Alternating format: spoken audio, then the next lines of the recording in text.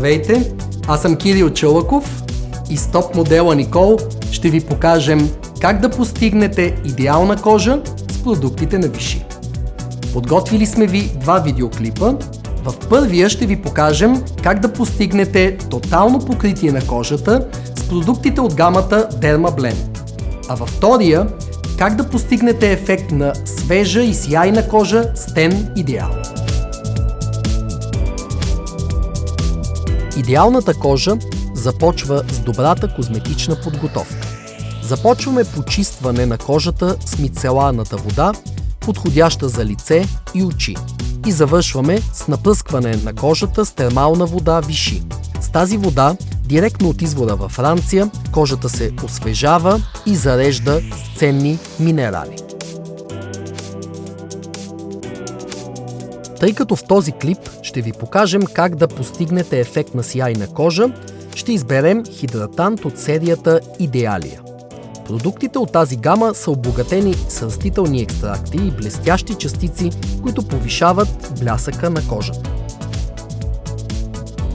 Започваме с продукта за зоната около очите, снабден с апликатор, с който можете да го нанесете и същевременно да направите лек масаж, като освежите погледа, и след това нанесете серума, който ефектно озарява тена.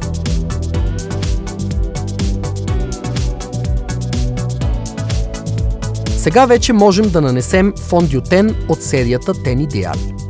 Тя включва два вида фондютени, придаващи блясък и свежест на кожата, единия с по-лека, а другия с по-богата и силно хидратираща консистенция, подходящ за суха кожа.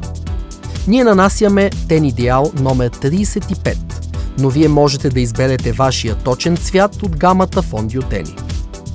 Може да го нанесете с ръка, гъба или четка, както предпочитате.